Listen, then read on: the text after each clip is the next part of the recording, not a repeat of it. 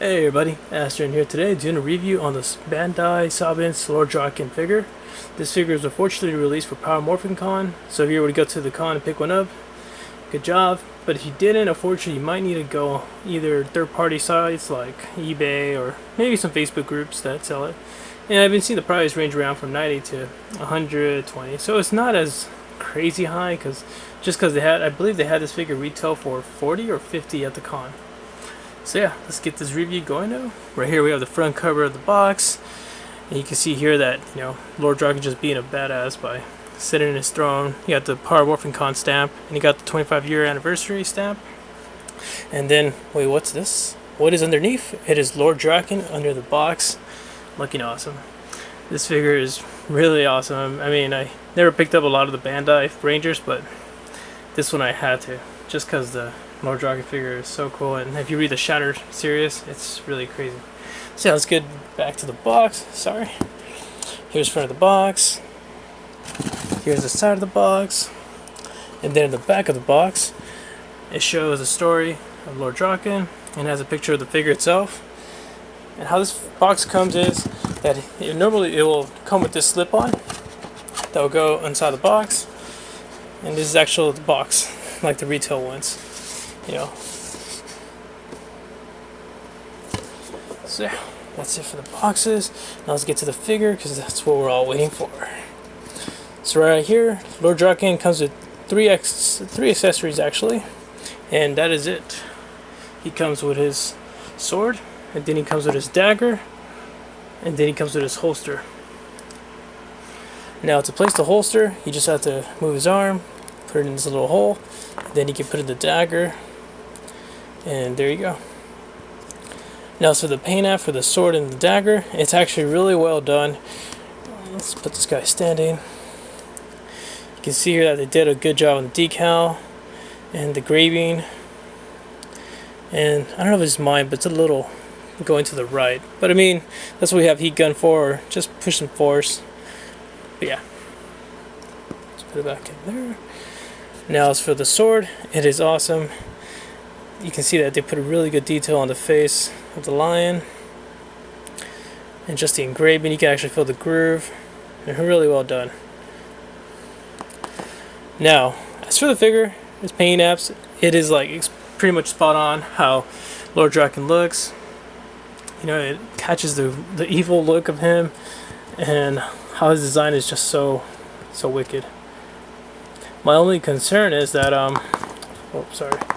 when I received mine, there's like a little yellow mark here, so I guess I got a little paint app issue, but it's not as bad. I mean, it's hidden behind the bell, so not a crazy problem.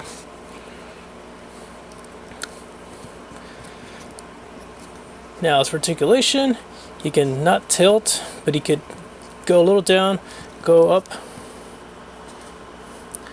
He can twist his head, but you're gonna slap here with his little shoulder thing.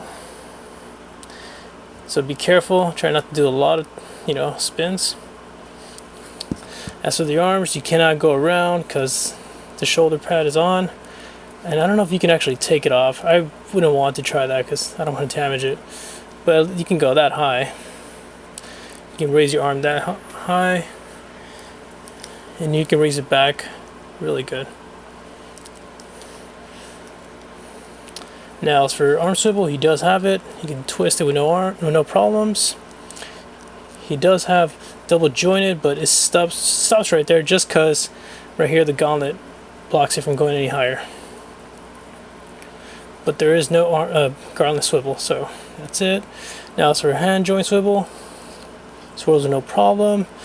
You can go that low. You can go that high. Surprisingly, it's not that high, just because this is in the way again. But maybe you play with the joint around, you might be able to put a little bit higher. Now, as for left and right, try to tilt it, but again, the gauntlet is in the way, so you can't tilt full right, but you can tilt full left.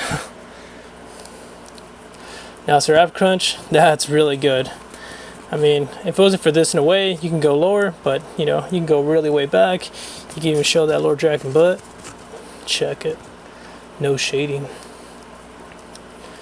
Now as for our waist swivel, he does have it, but he does not have ab swivel.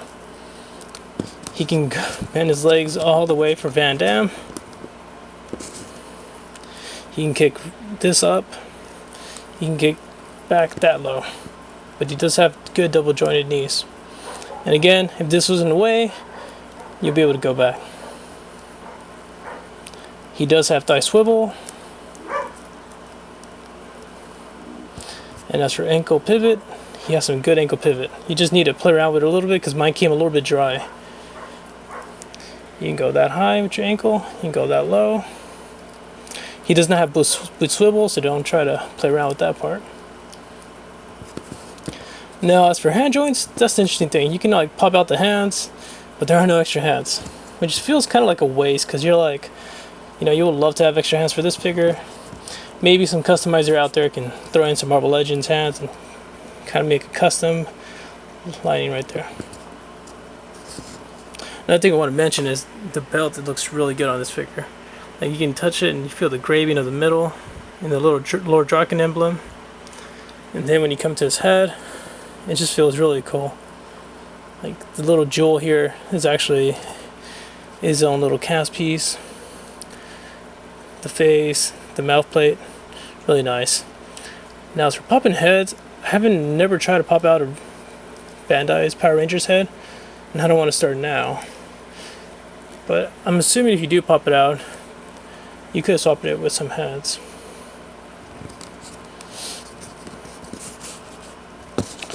Let's put this back on. Now if you want to swap in install the weapon or the sword, you can slip in with no problems.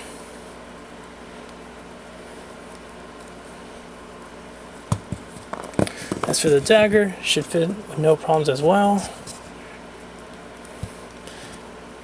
It's kind of loose, so maybe the dagger is meant for this hand. There you go. Fortunately, you can't raise it to the mouth that well, so you're gonna have to like adjust it around till you get this close, probably.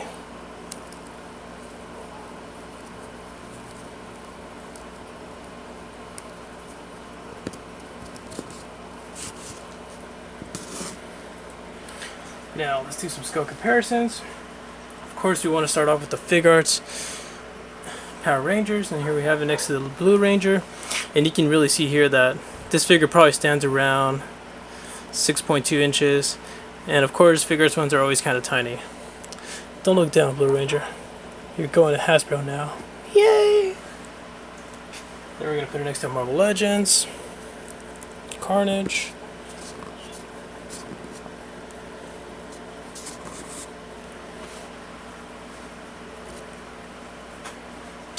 and just for kicks, let's put her next to Gammy, aka Gamorrean Guard, Black Series. You know, you can have some beat up thugs. Then we're going to put her next to the NECA Turtles. You can see here that they actually stand almost the same height. Then of course we're going to put her next to Goku Fig Arts.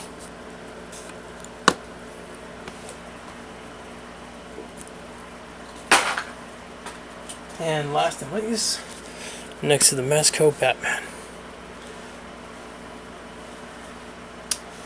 So yeah, my only gripes is that, I mean, I wish he wasn't so tall, but of course this line has always been around that height scale. And I guess the lack of hands would have been, you know, that's a bummer. I wish he would have more hands. And another thing, this is just my personal opinion, but I wish they give you the option to take this off, because, you know, you really want to see if you can go down more with the ab swivel. I have a joint. And also, no masked head would have been really nice, just because, you know, you get to see an older version of Tommy. But who knows? Hasbro might release one, and this one would make it pretty much pointless. But nah, just kidding, Bandai. This is actually an awesome figure. Alright guys, well if you have any comments or questions, please feel free to post below, and I'll do my best to respond back. Thank you so much for watching. Take care.